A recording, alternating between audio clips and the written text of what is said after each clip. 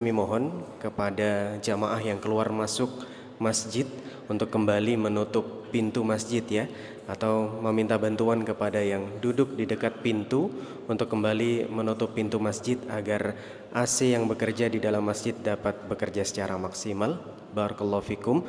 Kemudian jamaah sekalian, nanti untuk sesi tanya jawab seperti biasa menggunakan secari kertas baik ikhwan ataupun akhwat, dan juga sebisa mungkin dikirimkan sebelum adzan isya berkumandang, karena insya Allah sesi tanya jawab akan dilaksanakan setelah adzan isya berkumandang.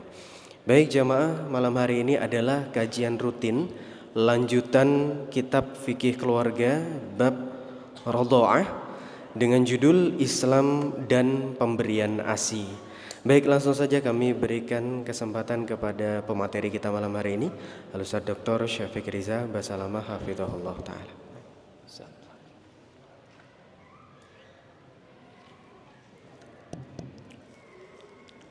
Assalamualaikum warahmatullahi wabarakatuh.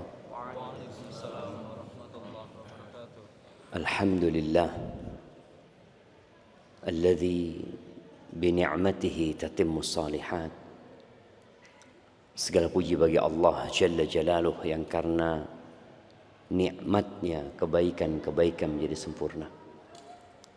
Sampai hari ini, tanggal berapa hari ini? Tanggal malam 19 ya. Malam 19 Rajab 1447 Hijriah. Pertanda insyaallah 41 hari lagi kita akan masuk ke bulan Ramadan. Allahumma ballighna Ramadan. Kira-kira apa yang sudah antum persiapkan untuk menghadapi bulan Ramadan? Sebagian mungkin berpikir masih lama. Kullu ma huwa atin qarib. Segala sesuatu yang akan datang itu dekat.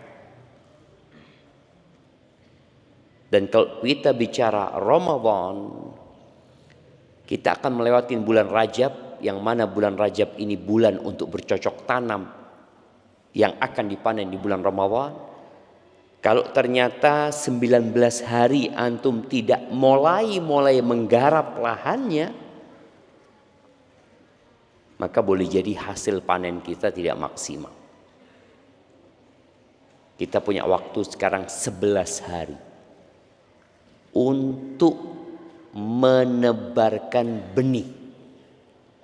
Benih apa? Ya benih semua amal soleh, semua amal kebajikan yang akan kita lakukan di bulan Ramadan. Syahrul Ramadan, syahrul Quran. Syahrul Ramadan, syahrul Siyam jelasnya. Bulan Ramadan bulannya Al-Quran, bulannya puasa. Antum udah mulai puasa nggak di bulan Rajab ini? Berapa hari antum puasa sunnah di bulan Rajab ini? Padahal puasa sunnah ini salah satu ibadah yang sangat dicintai oleh Allah Azza wa Jal. Man shoma yauman fi sabilillah. Barang siapa yang berpuasa satu hari di jalan Allah, Allah akan jauhkan wajahnya dari api neraka sejauh 70 tahun. Bagaimana puasa itu menjadi pengontrol jiwa kita, nafsu kita, dan tubuh kita. Orang yang puasa itu psikisnya akan semakin baik. Bahkan Rasul sallallahu alaihi wasallam mengatakan, "Idza kana yaumu shaumi ahadikum." Apabila seorang sedang dalam kondisi puasa, bukan hanya Ramadan ini, dalam kondisi puasa sebenarnya. Fala yarfuth wala yafsuq.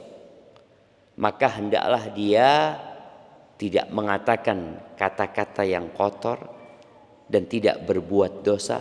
Fa in qatalahu ahadun aw syatamahu. Kalau ada seorang yang ngajak berantem dia, ngajak bertikai dia, apa yang dia lakukan? Dia mengatakan inni shaim, inni shaim. Aku sedang puasa. Antum sudah berapa hari puasa di bulan Rajab? Bicara Quran, udah sampai juz berapa antum di bulan Rajab ini? Kalau target antum one day one juz, berarti hari ini antum menyelesaikan juz ke-18, masuk ke juz 19. Tapi sebagian kita belum mulai. Masih Al-Baqarah, nanti mulai lagi Al-Baqarah, mulai lagi Al-Baqarah. Di antara bala tentara iblis yang ada bersama kita, namanya itu at-taswif. At-taswif min junudi iblis. Taswif itu ucapan nanti, bentar lagi, besok. Iya, aku akan mulai. Aku akan mulai. Kapan? Nanti. Nanti insya Allah. Atau besok, habis subuh. Aku akan mulai. Insya Allah bisa. Kenapa harus ditunda? Ketika kata-kata yang kita sampaikan ini menggerakkan hati antum, hindarin bala tentara iblis tadi. Kalau bisa, anak pulang mulai. Pulang dari masjid ini, anak akan mulai. Anak akan selesaikan 1 juz. Ketika seorang melawan tentara iblis tadi, insya Allah dia selamat.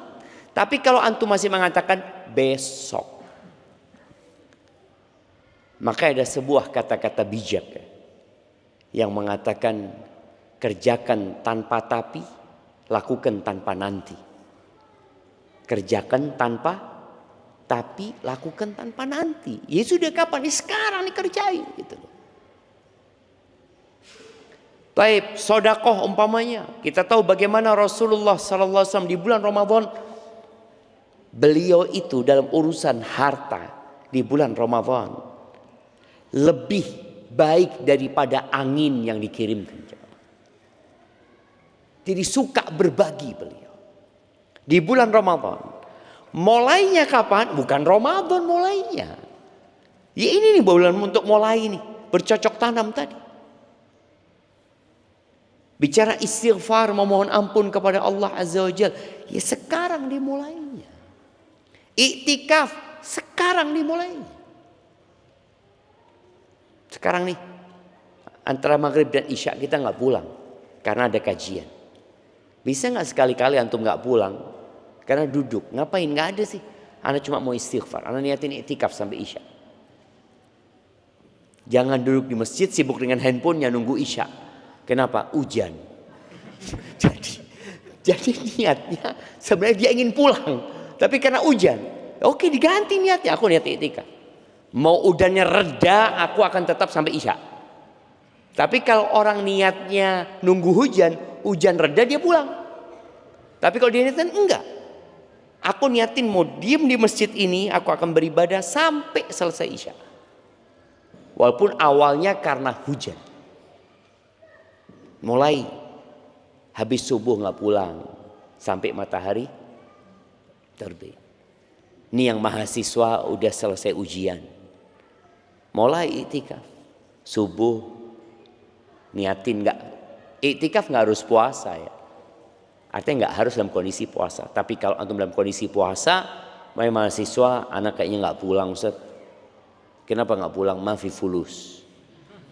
Oke, mafi fulus, nggak ada masalah. Tapi boleh jadi antum berada di sini ibadah antum lebih banyak. Iktikaf subuh, kapan pulang? Maghrib. Mungkin antum mau kemana? Nggak ada kuliah. Nggak akan dicari sama bu kos. Karena nggak ada bu kos memang. Ya sudah niatin. Kadang-kala kita ini butuh orang yang memberikan arahan kepada kita. Mau ngapain gitu. Tadi imam kita di rakaat kedua membacakan surat Asy-Syarah ya. Allah mengatakan faida faraghta fansab. Kalau engkau sudah selesai dari sebuah kegiatan, dari sebuah pekerjaan, isi dengan kegiatan yang lainnya. Nasab itu kelelahan, kok capek lagi. Jangan kemudian berpikir, oh mau istirahat. Liburan itu sebenarnya adalah perpindahan dari satu aktivitas ke aktivitas lainnya. Mungkin antum capek belajar, udah nggak usah belajar. Capek otaknya, ngapain? Ya udah ibadah. Karena biasanya mahasiswa ketika persiapan ujian, ibadahnya malah berkurang. Yang ada baca. Oke, aku mau jalan-jalan Ustaz, kata dia. Nggak apa-apa. Aktivitas jalan-jalan, jangan pulang bawa dosa. Bagaimana pulang jalan-jalan semakin semangat beribadah. Itu sebagai mukaddimah yang mengingatkan kita bahwa kita sudah malam 19 Rajab. Kita akan masuk ke bulan Sya'ban. Ingat, di bulan Sya'ban Nabi alaihi salatu wassalam shoma Sya'ban kullah.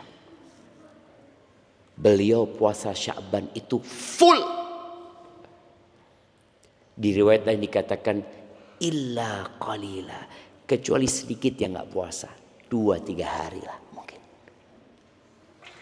Jadi kalau antum nggak mulai puasa di Rajab ini, kira-kira Sya'ban nggak mulai lagi. Sampai pertengahan Sya'ban mau puasa, oh ada pendapat yang mengatakan makruh puasa setelah nisfu Sya'ban.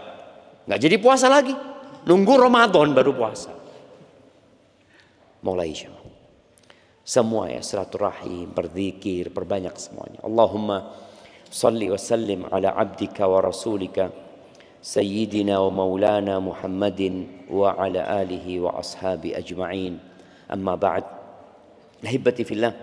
Pembahasan kita ini loncat ya sebenarnya, tapi nanti kita akan kembali ke serba-serbi iddah sebenarnya. Masih ada beberapa masalah yang berkaitan dengan iddah seorang wanita yang perlu dibahas. Seperti seorang wanita yang umpamanya nggak datang bulan karena menyusui, bagaimana iddahnya? Karena ada perempuan nyusuin nggak datang bulan, iddahnya pakai bulan apa nunggu dia datang bulan? Ternyata dia baru datang bulan 2 tahun setelah menyusui selesai. Berarti iddahnya jadi lama banget gitu loh. Orang yang lahiran aja 9 bulan Pak, maksimal gitu kan. Ini gimana dengan orang yang menyusui umpamanya. Itu ada beberapa pembahasan wanita yang sedang istihadah umpamanya. Wanita yang haid kemudian putus haidnya.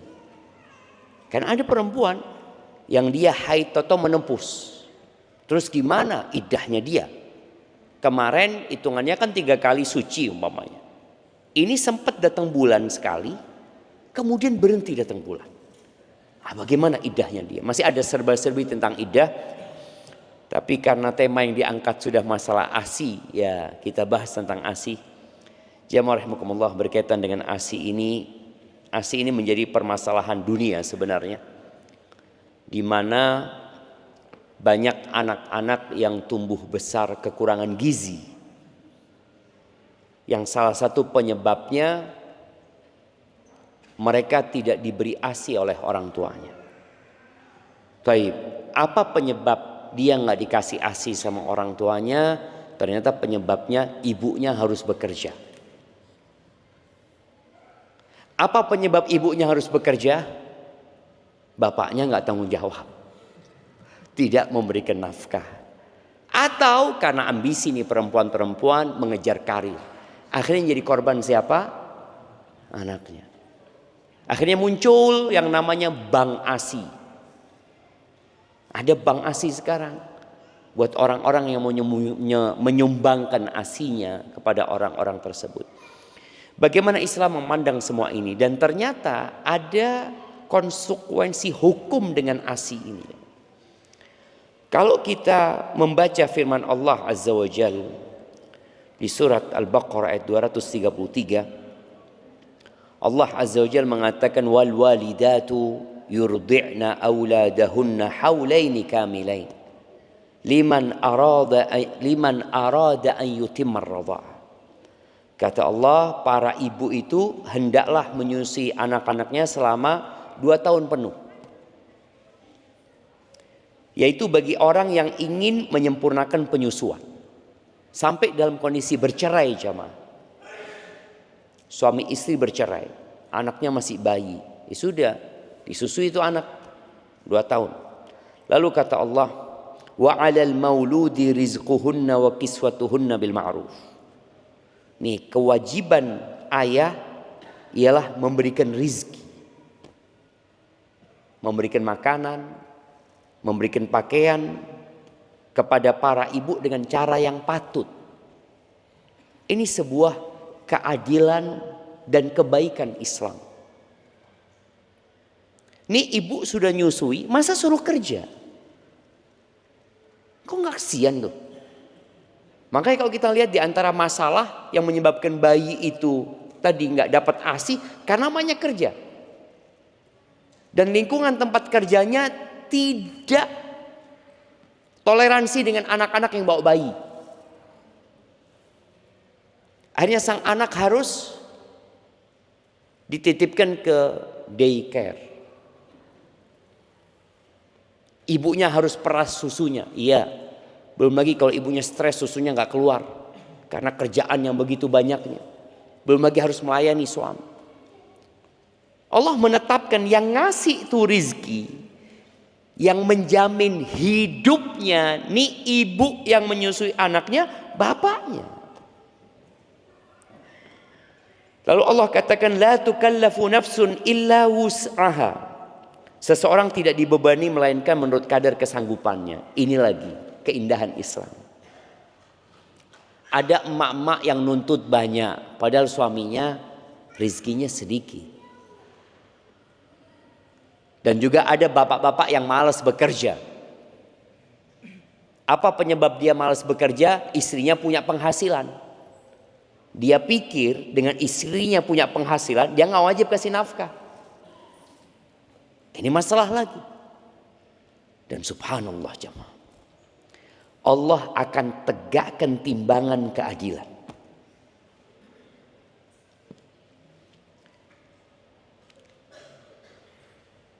Allah berfirman, wa nadha'ul mawazinal qista liyaumil qiyamah fala tuzlamu nafsun syai'a. Kata Allah, kami akan letakkan timbangan-timbangan keadilan kelak pada hari kiamat. Tidak ada satupun orang yang akan dizalim. Apabila seorang istri punya hak dan suami tidak memberikannya, maka akan mempertanggungjawabnya. Allah mengatakan wala nas'alannahum ajma'in. Semua akan ditanya sama Allah Azza wa Jalla. Maka jangan engkau bersenang-senang ketika menjadi seorang suami yang tidak memberikan nafkah karena berpikir istrinya punya uang. Boleh jadi istrinya menuntutmu dan engkau nggak selamat gitu. Dan bicara timbangan keadilan itu, timbangan itu sangat sensitif sekali. Wa in kana mithqala habbatin min khardalin ataina biha wa kafa bina hasibin. Walaupun perbuatan itu mithqala seberat semut.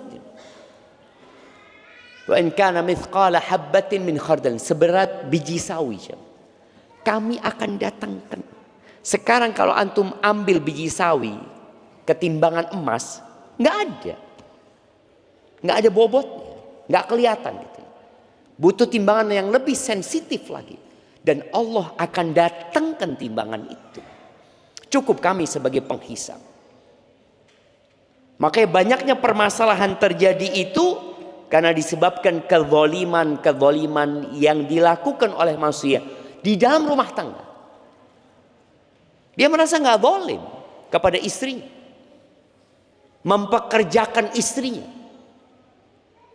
untuk cari fulus, untuk ngurusin anak, untuk melayani dirinya.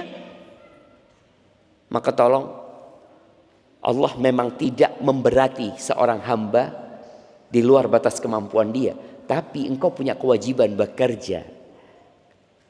Jadi bicara solusi kan gak harus kerja juga. Kerja itu salah satu solusi.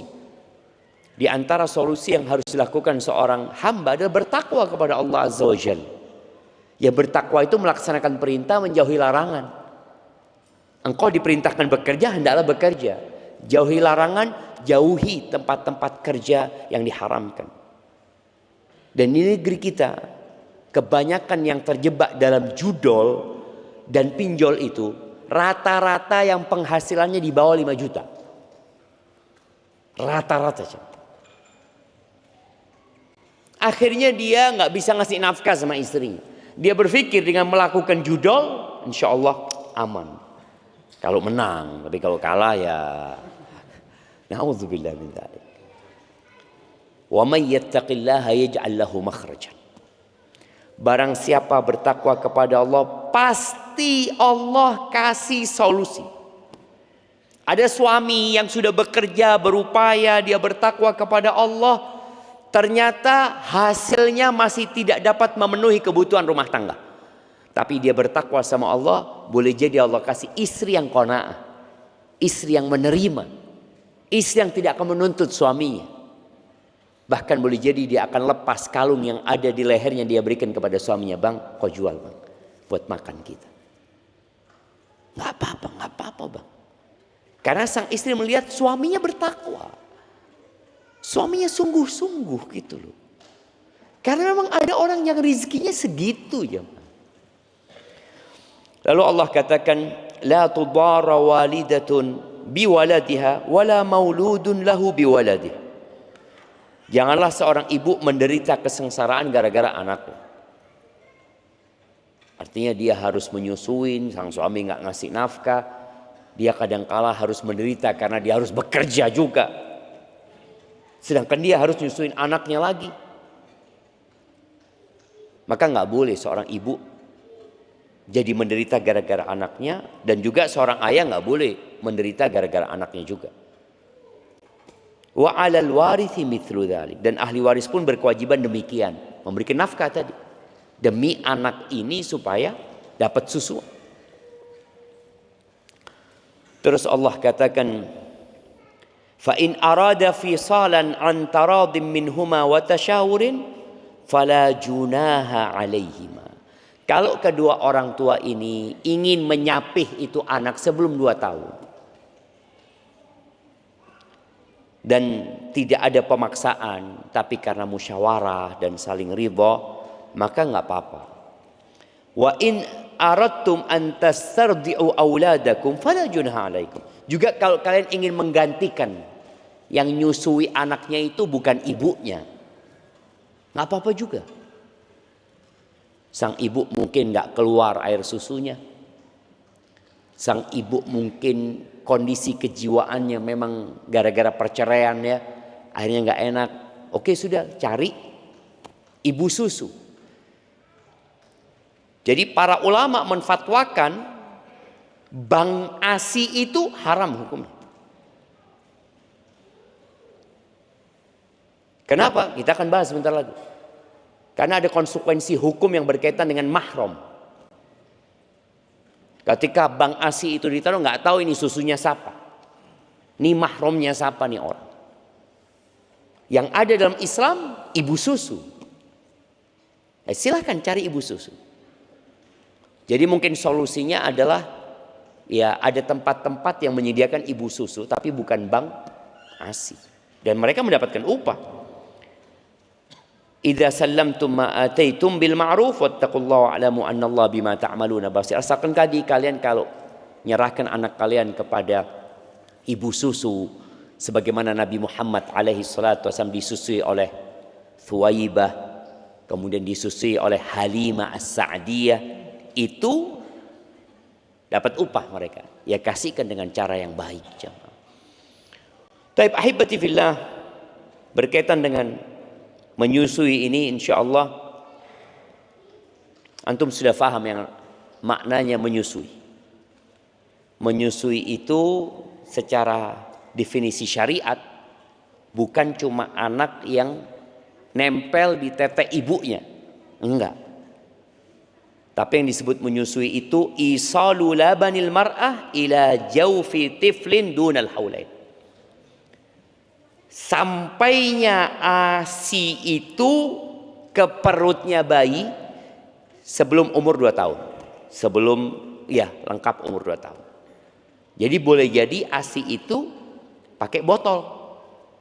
Tetap dia menyusu sebenarnya. Walaupun secara bahasa kalau menyusui ya ditempelkan ke dada ibunya. Secara hukum, tadi ayatnya sudah kita baca, bahwa diwajibkan menyusui bayi itu di masa dia disusui apabila anak itu membutuhkan itu susu. Ini sepakat para ulama atas wajibnya memberikan ASI. Bukan susu sapi. Jadi di antara yang menyebabkan banyak ibu tidak mau menyusui anaknya, iklan-iklan susu formula. Itu yang menggambarkan seakan-akan lebih bagus daripada ASI. Kemudian juga kekhawatiran ibu tadi kalau dia nyusui, kondisi badannya jadi berubah. Enggak ideal lagi. Padahal subhanallah, ASI ini jamaah enggak perlu dipanasin. Ibu itu kalau malam hari, kalau dia harus pakai susu formula, ya dia harus muda, ya dia harus kocok baru dikasihkan. Tapi kalau ASI tinggal tarik anaknya tempelkan, sudah selesai dia. Tuh anak kapan dia kenyang dia akan lepas. Subhanallah. Dan bagaimana Allah menjadikan ASI ini benar-benar mencukupi kebutuhan nutrisi buat anaknya. Itu bicara wajibnya menyusui dalam agama kita. Dan subhanallah, ada konsekuensi hukum dengan menyusui ini. Di sini dibahas tentang ar-radha al-muharrim war-rad'atul muharrimah. Susuan yang mengharamkan. Artinya kapan anak ini kalau menyusu dia jadi mahram. Kalau sama ibunya dia mahram bukan karena menyusu. Tapi kita bicara bagaimana ketika anak ini disusui sama orang lain. Kapan susuan itu menjadi mahram? Pendapat jumhur ulama bahwasanya susuan yang menjadi mahram itu apabila sebelum umur 2 tahun. Kalau dia disusui setelah umur 2 tahun maka nggak jadi mahram. Ini pendapat jumhur ulama. Tapi ada satu pendapat yang banyak dibahas dalam kitab-kitab fikih berkaitan dengan radha'ul kabir. Susuan buat orang yang sudah dewasa. Bisa enggak jadi mahram? Contoh umpamanya, ada orang ngambil anak asuh ya, kan nggak bisa dijadikan anak. Nih anak udah dipiara, dia punya anak kandung dan punya anak asuh. Tahu-tahu anaknya sudah berumur 10 tahun yang diasuh ini. Dan tentunya tuh anak bukan mahram lah sama orang tua. Kalau dia anak perempuan, dia nggak mahram sama bapaknya. Kalau dia punya saudara-saudara, dia juga bukan mahram. Gimana solusinya? Di sini ada pendapat. Yang pendapat itu adalah pendapatnya Ummul Mukminin Aisyah radhiyallahu taala anha. Bahwa Aisyah berpendapat bolehnya susuan orang dewasa. Tapi bukan nyusu tadi. Kalau sudah besar bukan dikasih, tapi kasih minum ya, diminum. Aisyah berpendapat boleh. Apa dalilnya? Dalilnya hadis sahih yang diriwayatkan oleh Aisyah radhiyallahu taala anha bahwa istrinya Abu Hudzaifah itu datang kepada Nabi sallallahu alaihi wasallam. Abu Hudzaifah ini punya anak angkat. Ingat dulu anak angkat itu dinasabkan kepada bapak angkatnya. Sebagaimana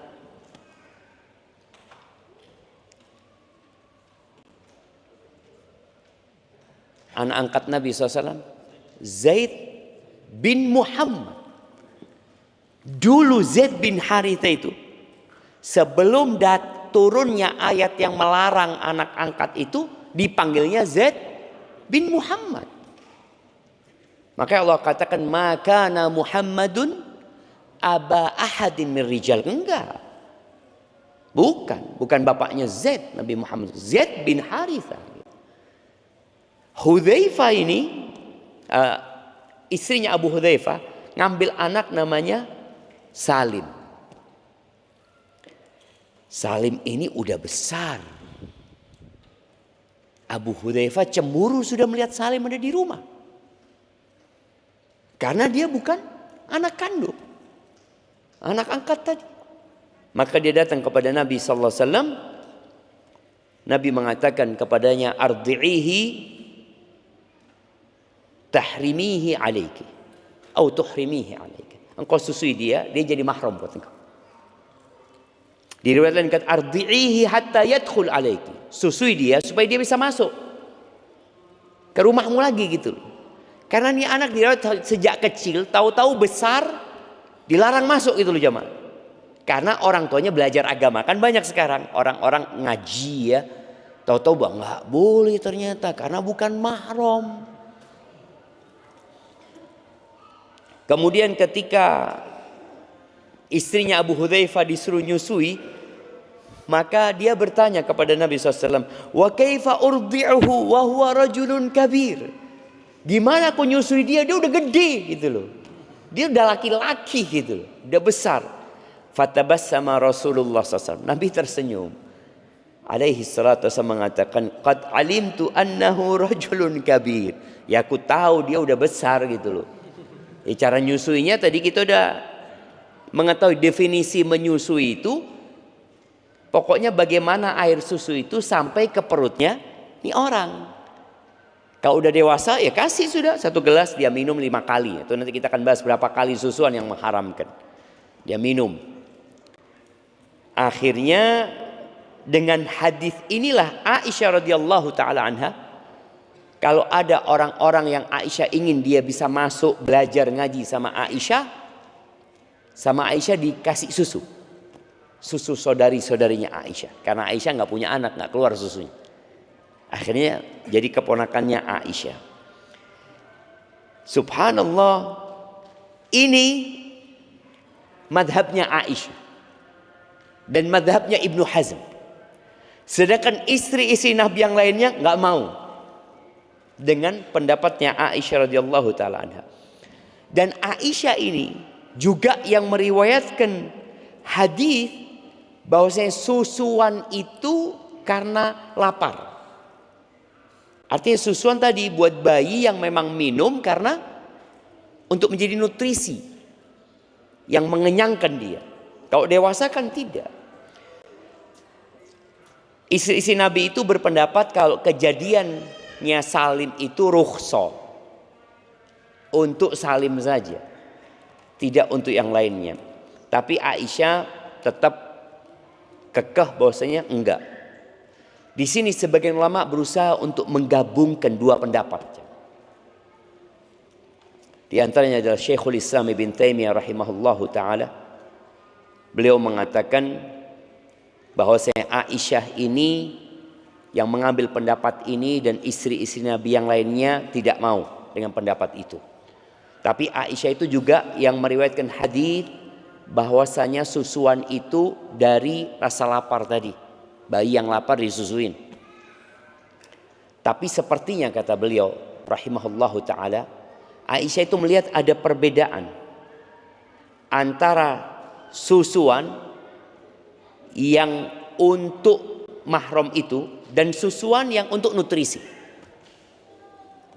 Jadi kalau maksudnya itu adalah untuk memberikan nutrisi, maka hukumnya sebelum 2 tahun. Sebagaimana yang kita lihat kebanyakan manusia. Tapi kalau kebutuhannya untuk menjadikan dia mahram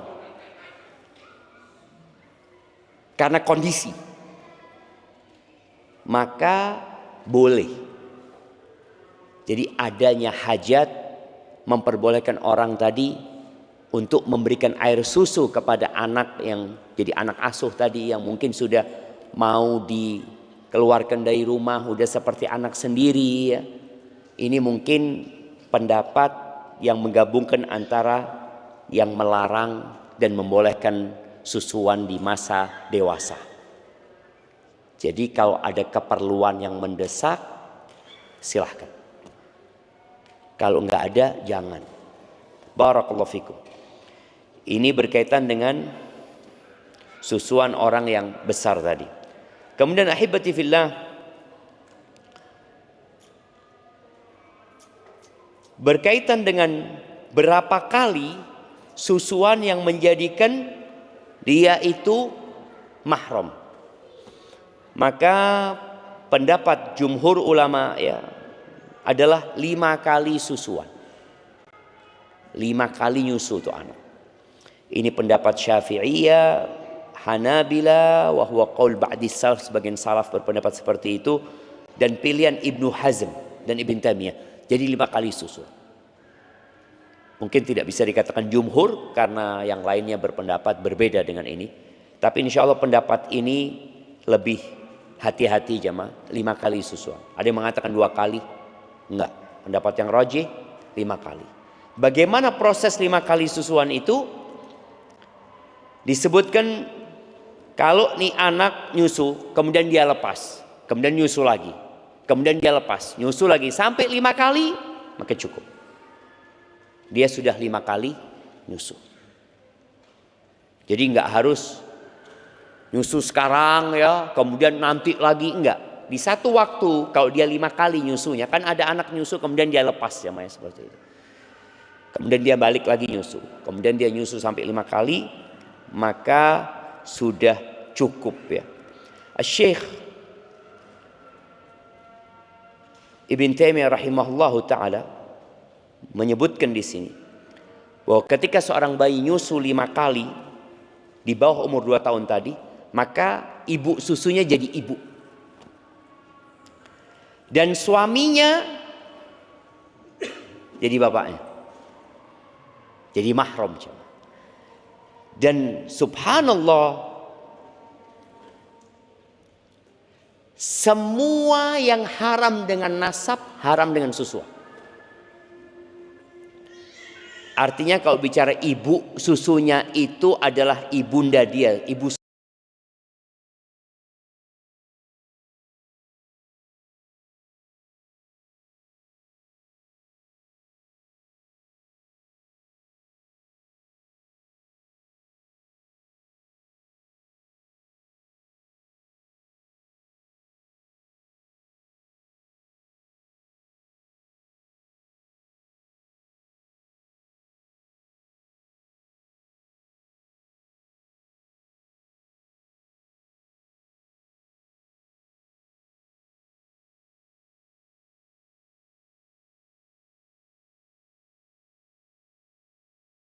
Karena nggak jelas.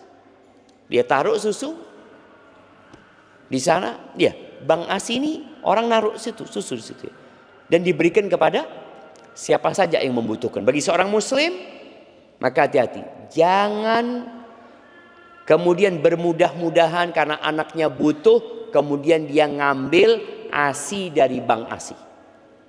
Lebih baik kalau memang nggak ada ibu susu, kasih susu formula. Kecuali bisa dipastikan, oh ini asinya fulan.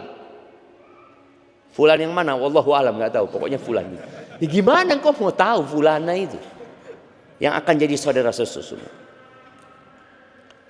Jadi ingat proses nyusunya itu disebutkan, nih anak nyusu sekali, kemudian dia lepas, kemudian dia nyusu lagi, kemudian dia lepas, walaupun di satu tempat. Itu sudah dikatakan dia mahram jamaah. Baik, di surat An-Nisa ayat 23, ini ayat tentang mahram ya. Jadi kalau ada orang-orang masih belum tahu mahramnya siapa, buka surat An-Nisa ayat 23, karena masih ada yang beranggapan bahwa sepupu itu mahram. Dulur Ustaz, iya dulur, tapi bukan mahram. Saudara betul, saudara sepupu. Ada yang menjadikan istri pamannya mahram juga. Istri paman Ustaz, lu istri paman ya istri paman. Tidak enak anak kalau nggak salaman, Ustaz. Bukan mahram dia. Allah Azza wa Jalla mengatakan hurrimat alaikum ummahatukum, diharamkan buat kalian ibunda-ibunda kalian, wa banatukum, dan putri-putri kalian, wa akhawatukum, saudari-saudari kalian, wa ammatukum, dan saudari-saudari dari pihak bapak, wa khalatukum, saudari-saudari dari pihak ibu. Ana masih nggak tahu di bahasa Indonesia apa penamaan saudara bapak. Bahasa Indonesia Pak D, Bude. Kalau dari bapak Bude, kalau dari ibu Bule. Enggak. Pak D itu kakaknya bapak atau ibu, Bule itu adik. Pak Gede sama Bu Cilik. Enggak, penamanya ada enggak? Kalau dalam bahasa Arab itu ada khol, ada am. Am itu saudaranya bapak, khol itu saudaranya ibu. Tidak ada. Makanya orang Arab itu kalau nyebut orang non Arab itu apa? Akhwal. Akhwal ini sebenarnya ucapan penghormatan. Tapi kadangkala disalahfahami sehingga seakan-akan merendahkan orang non Arab. Jadi kalau orang Arab lagi kumpul ya, fulan siapa? Akhwal. Maksudnya non Arab. Siapa? Saudara ibunya. Jadi orang Arab yang datang ke Indonesia itu menganggap semua pribumi saudara ibunya. Akhwal. Karena memang orang Arab datang ke sini nggak bawa istri. Dia nikahnya sama pribumi. Jadi kalau dia ditanya fulan siapa? Akhwal. Jadi orang di pasar semuanya akhwal semuanya mereka. Maksudnya saudara emaknya gitu. Baik, kita dengarkan adzan dulu.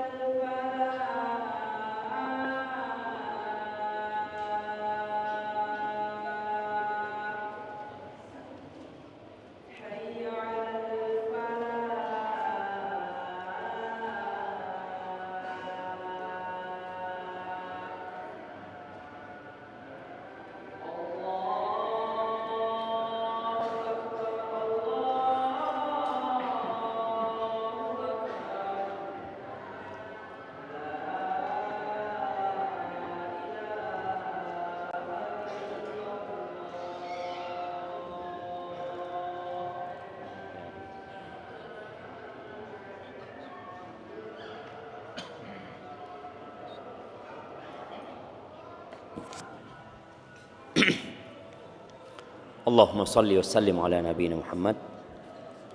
Taib. Rasul sallallahu alaihi wasallam bersabda, yahrumu minar radha'a ma yahrumu minan nasab. Jadi yang diharamkan dengan susuan itu seperti yang diharamkan dengan nasab. Jadi apabila seorang perempuan menyusuin seorang anak bayi laki-laki, maka semua yang haram buat anaknya perempuan secara nasab itu haram buat anak ini. Tadi juga disebutkan berkaitan dengan bapaknya yang disebut dengan labanul fahl. Jadi sang suaminya ibu ini, bapaknya, kan ini nyusu sama perempuan yang gak sama bapaknya. Tapi ternyata bapaknya itu juga jadi mahram buat anak perempuan ini. Sampai disebutkan ya, bahwasanya suaminya ini jadi bapak susu. Maka nggak boleh anak perempuan ini menikah sama bapak susunya, mahram. Kemudian nggak boleh juga sama saudara-saudara bapaknya ini, bapak susunya. Kenapa? Karena jatuhnya paman. Nggak boleh juga sama kakeknya, sama bapaknya ini, karena jatuhnya sebagai kakek. Kemudian tidak boleh juga dengan pamannya bapaknya. Bapaknya punya paman nih, itu juga nggak boleh karena mahram, jatuhnya sama anak ini. Kemudian kalau bapak ini ternyata punya anak selain dari ibu ini, juga jadi saudara sebapak jatuhnya. Dan nggak boleh juga dengan anaknya, mahram juga dengan anaknya bapak ini, karena jatuhnya ponakan buat dia, buat perempuan. Jadi berkaitan dengan bang asi itu memang sangat rancu tadi, beresiko ketika dia dilegalkan. Solusinya apa? Ya menghidupkan kembali ibu-ibu susu. Kemudian yang kedua, memberikan kenyamanan kepada para ibu agar mereka bisa menjalankan tugasnya dengan baik sebagai seorang ibu, bukan sebagai seorang pegawai. Karena generasi masa depan ini kalau tidak mendapatkan pendidikan yang baik dari madrasah pertamanya, ya sulit untuk diharapkan. Dan berkaitan dengan ibu susu ini, para ulama menganjurkan untuk mencari ibu susu yang akhlaknya baik, yang perilakunya baik ya, dan orangnya ya orang solehah.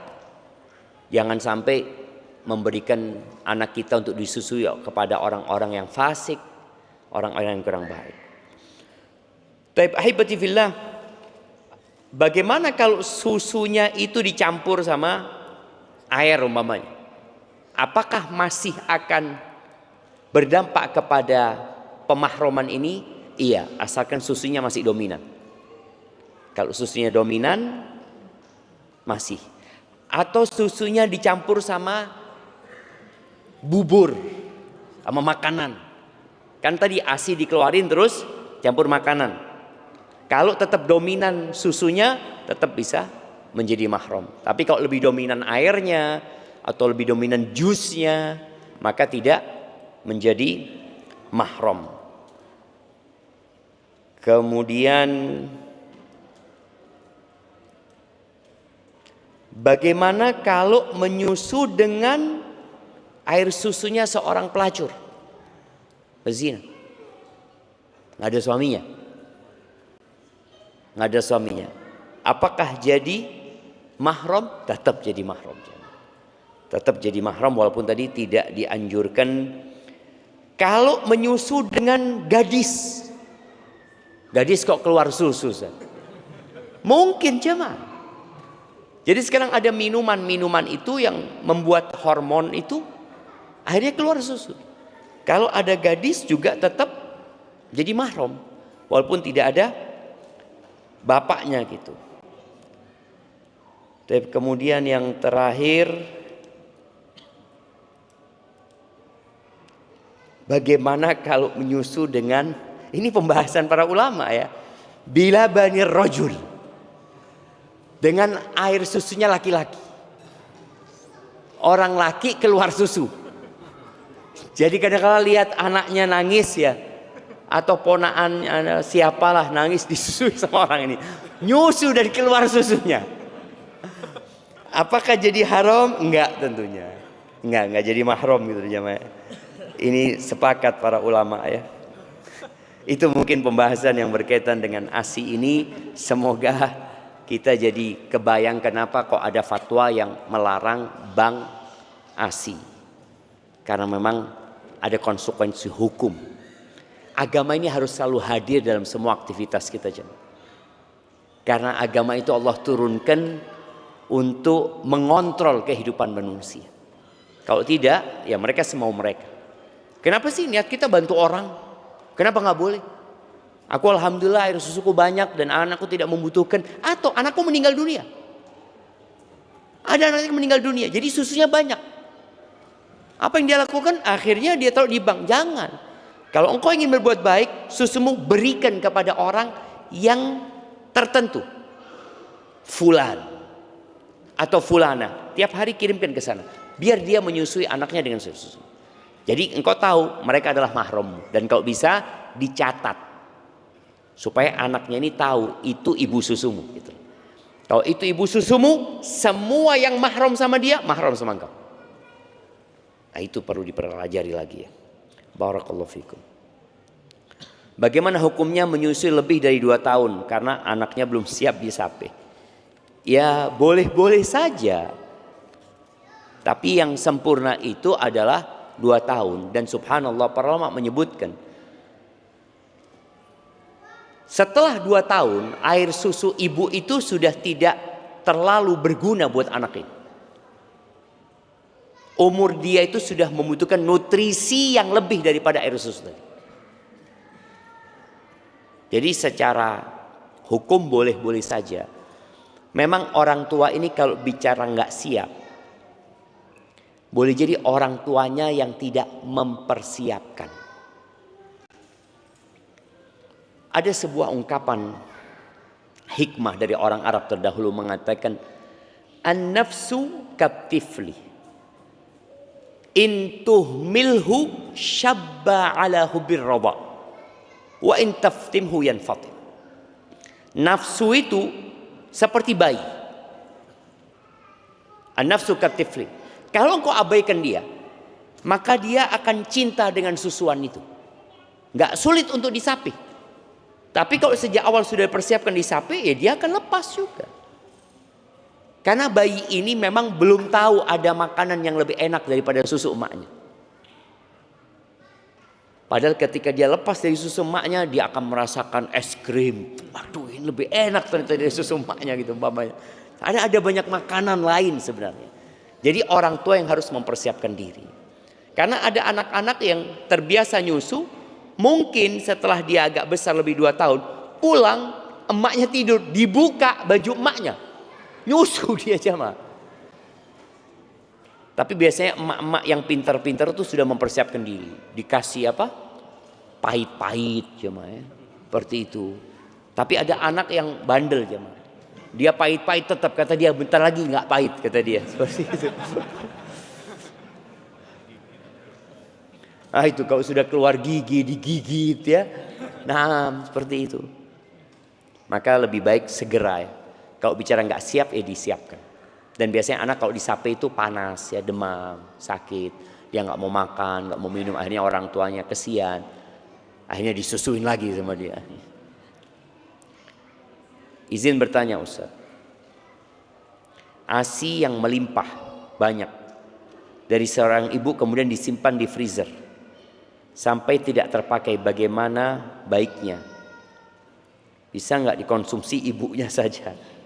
Jika halal dia itu jamaah. Atau kasihkan bapaknya lah. Langsung jadi anak susu apa itu.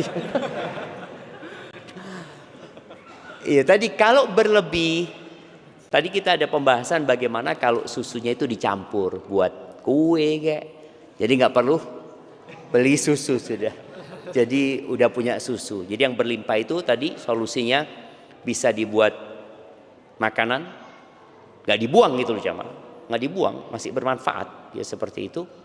Kemudian bisa juga diberikan kepada anaknya tetangga ya. Ini termasuk berbuat baik, tapi kalau untuk bank ASI tidak ya. Barakallahu fikum. Oh ini, mohon izin bertanya Ustaz, hukum suami minum ASI istri itu bagaimana menurut Islam Ustaz? Mohon dijawab gitu. Ya nggak jadi anak susu gitu ya, nggak jadi mahram gitu kemudian nggak, karena tadi kita sudah membahas susuan buat orang dewasa. Susuan buat orang dewasa itu tidak akan menjadi mahram kecuali dalam kondisi terpaksa tadi yang sudah dibahas. Barakallahu. Cuma sebagai seorang suami tolong jangan sampai anaknya kekurangan susu, kekurangan ASI, karena bapaknya geragas katanya orang Jawa. Ada yang geragas bapaknya. Assalamualaikum Ustaz, izin bertanya, bagaimana apabila seorang ayah yang qadarullah sudah bercerai dengan ibu kita sejak kecil dan tidak pernah menafkahi sama sekali dari kecil, justru tega mengambil uang sang adik kami, justru tega mengambil uang saat adik kami sakit parah di rumah sakit, yang uang tadi seharusnya untuk beli obat malah dibawa kabur dan sering membuat masalah. Salah satunya menghabiskan uang, perhiasan ibu kami, dan beliau adalah orang yang sangat bermasalah serta sudah terkenal dengan keburukan dan aibnya, sampai menyebabkan orang yang ingin melamar putrinya ketika tahu bahwa ayahnya beliau langsung dibatalkan karena saking buruknya kelakuan beliau. Bukan satu atau dua orang, lebih dari 10 orang. Singkat cerita, alhamdulillah sang putri mendapatkan jodoh yang menerima apa adanya dan sudah diselidiki baik secara agama dan lainnya. Namun ketika sang putri meminta sang ayah untuk menjadi wali saat putrinya menikah, nanti justru marah-marah dan mempersulit, bahkan mengancam akan membuat rusuh di acara pernikahan putrinya dan mengatakan saya jamin pernikahannya berantakan. Dan saking buruk sifat dan kelakuan beliau, tidak ada anak-anaknya yang mau dengan beliau, membenci beliau. Dengan kondisi ayah di atas, apabila memang beliau tidak mau menjadi wali di pernikahan putrinya, apakah boleh menggunakan wali hakim? Mohon nasihatnya dan arahannya Ustaz. Subhanallah jemaah ya, ada bapak-bapak seperti itu, tapi buat anak ingat tetap itu bapaknya. Hendaklah berusaha berbakti semaksimal mungkin. Paling tidak dengan berdoa buat orang tuanya. Dan manusia itu bisa berubah. Hidayah di tangan Allah. Kita tahu semua bagaimana Ikrimah bin Abu Jahal, bagaimana bencinya dia kepada Nabi SAW. Bagaimana Amr bin As yang dia berharap Nabi SAW mati. Jahat sekali. Bagaimana Umar bin Khattab juga radhiyallahu taala anhum jami'an ya. Bagaimana sahabat-sahabat yang dulunya mereka kafir, musyrik, benci kepada Nabi SAW, kemudian Allah kasih hidayah. Jadi sang anak tetap harus berusaha berbuat baik sama orang tuanya. Ya semampunya. Paling tidak mendoakan. Ada orang-orang yang menjadi jinak. Jinak itu binatang. Apa bahasanya? Kalau buat manusia menjadi luluh ya. Luluh itu dengan fulus, dikasih fulus ayahnya, betul. Ada orang kasih fulus saja, insya Allah dia jadi senang. Adapun berkaitan dengan kondisi walinya, jadi di Indonesia ini, bukan hanya di Indonesia, secara agama ada nama wali adl, wali yang menghalangi, nggak mau menikahkan putrinya. Apa yang dilakukan oleh anak itu? Dia bisa menggugat walinya. Menggugatnya kemana? Ke pengadilan agama. Dia sampaikan, mungkin ketika dia mendaftarkan yang namanya acara pernikahan itu di KUA, nanti mungkin bisa minta surat pengantar dari KUA, karena dia akan sampaikan, dia akan tanya siapa walinya. Walinya nggak ada, bapaknya nggak mau. Maka nanti pengadilan akan mengalihkan kepada wali yang selanjutnya. Boleh jadi dalam kondisi seperti ini kalau punya saudara laki-laki, maka saudara laki-lakinya yang akan menjadi wali nantinya. Jadi dia ajukan, semoga dengan cara itu pernikahannya menjadi baik ya. Doakan ya. Soalnya ada anak-anak yang benci sama orang tuanya, akhirnya tidak mendoakan. Barakallahu fikum. Taib, ini ada pertanyaan. Terkadang ada orang tua yang terburu-buru memberi susu formula ketika anak baru lahir, karena ASI ibu tidak langsung keluar setelah bayi lahir. Apakah ada arahan dalam Islam tentang kondisi semacam ini, Ustaz? Iya, jadi memang ada kondisi susunya ibu nggak langsung keluar. Apa yang perlu dilakukan? Kalau ada kerabatnya yang punya anak, minta disusukan sama dia, untuk menghindari susu formula tadi. Jadi ketika anak itu sudah lahir, maka di sini jamaah, biasanya yang menunggu lahiran itu saudari-saudari dan keluarga perempuan dari pihak istri, bukan suaminya. Sekarang kan kerennya itu suami yang nungguin. Jadi ketika lahir gak mau nyusu sama maknya, disusui sama bapaknya. Tidak ada susunya. Engkau gak punya susu gitu loh. Jadi memang yang bisa menjadi solusi siapa? Ya tadi perempuan-perempuan ini. Jadi ketika lahir ya tuh anak ya, bagaimana dia langsung bisa disusui. Kalau dia punya kakak, dia punya adik, punya bibi, ibunya pun mungkin punya air susu, bisa nyusui. Tapi ingat tadi yang menjadi mahram kan, kalau 5 kali nyusu. Kalau cuma sekali, 2 kali nggak jadi mahram. Jadi solusinya itu memang kalau bisa sudah dipersiapkan. Kalau kita tahu air susunya nggak keluar ya. Ana masih ingat dulu ketika awal mau punya anak pertama, memang harus dipersiapkan. Jadi ibu ini harus mempersiapkan air susunya. Ada memang herbal-herbal yang merangsang untuk keluar air susu itu. Dan ada proses bagaimana kemudian susunya itu bisa disusu, puntingnya itu keluar, sehingga anak ini bisa nyusu. Wah subhanallah jamaah. Kalau binatang kenapa nggak kayak gitu jamaah? Antum lihat anaknya kambing itu keluar, dia sudah tahu di mana cari susu emaknya, dan dia nyusu sudah. Dan memang air susu yang pertama keluar itu sangat bermanfaat buat anak itu. Jadi usahakan tidak pakai susu formula, tapi kalau kondisi nggak memungkinkan ya apa yang hendak dilakukan. Tapi itu mungkin yang menjadi pertanyaan penutup kita pada kesempatan kali ini. Yang benar dari Allah Azza wa Jalla, yang salah dari diri anak pribadi, Allah dan Rasul yang terbebaskan dari kesalahan itu. Subhanakallahumma bihamdika asyhadu an la ilaha illa anta astaghfiruka wa atubu ilaik.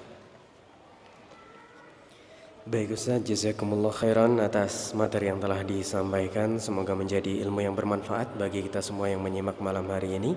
Baik jamaah sekalian, mungkin kami menyita waktu sedikit ya untuk memberikan beberapa hadiah pada malam hari ini. Kami berikan mungkin kepada jamaah yang membawa rombongan terbanyak malam hari ini, yang membawa rombongan terbanyak untuk hadir kajian di malam hari ini. Silakan bisa angkat tangan. Siap, masnya bawa rombongan. Masya Allah, berapa orang? Ada ibu-ibu 8 orang ya. Ibu-ibu 8 orang. Masya Allah, bawa elf mas ya. Oh, pick up, Masya Allah. Oh, lin, Masya Allah. Ibu-ibu 8 orang, sama masnya 9 orang berarti. Sama sopirnya 2. Sopirnya 2, Masya Allah, 10 orang total, 11 sama masnya.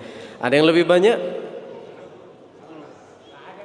Nggak ada kayaknya nih, Masya. Udah pede banget masnya. Masya Allah. Insya Allah nggak ada memang. Masya Allah. Masnya sudah nikah belum? Oh belum, taib, Masya Allah. Semoga bermanfaat, yang mohon disampaikan ke masnya. Taib, Masya Allah, afwan. Nah kalau tadi rombongan ya, mungkin bisa jadi bukan keluarga. Kalau sekarang yang satu keluarga diajak semua dan jumlahnya terbanyak. Masya Allah, Bapak di belakang 8, Masya Allah, 8 keluarga semua Pak ya, dibawa semua, Masya Allah. Ada yang lebih banyak dari 8? Masya Allah. Kayaknya bapaknya pernah dapat sudah Pak ya. Buku ini bukan Pak? Oh sudah ya. Berarti kasih kesempatan ke yang lain Pak ya. Siap. Alhamdulillah ada kesempatan yang lain. Coba yang di bawah 8, yang bawa rombongan keluarga terbanyak malam hari ini. Taib. Nggak ada yang bawa keluarganya kayaknya. 4 orang. 4. Nah baru nih ada yang ngajeng yang lain. Berapa Pak? 5 orang. Belakangnya? 1 orang. 1 orang. Iya Masya Allah. Nggak masalah ya. Yang penting Pak Dokter. Masya Allah. 4 orang. 6,5 ada di kandungan. Oh bayi. Masya Allah. 6,5 lumayan lah. 5. Masya Allah. 6,5 sejauh ini yang paling banyak ini. Masya Allah. Setengahnya bayi ya. Dibawa juga Pak Dokter. Masya Allah. Ada yang lebih banyak? Tidak ada? Masya Allah. Hadiahnya jatuh kepada Pak Dokter ya di belakang, mohon disampaikan. Jazakumullah khairan jamaah sekalian. Semoga bermanfaat apa yang kita dapat malam hari ini, menjadi ilmu yang bermanfaat bagi kita dan orang-orang di sekitar kita. Amin ya rabbal alamin. Subhanakallahumma bihamdika asyhadu an la ilaha illa anta astaghfiruka wa atubu ilaik. Dan jangan lupa seperti biasa ya, untuk arah pulang mobil bisa lewat jalan yang sebelah sana, blok di jalan depan kantor Lorong Faradisa itu, sedangkan sepeda motor bisa lewat jalan masuk yang tadi ya. Dan jangan lupa untuk tetap menjaga adab ketika melewati pemukiman warga. Barakallahu fikum. Wassalamualaikum warahmatullahi wabarakatuh.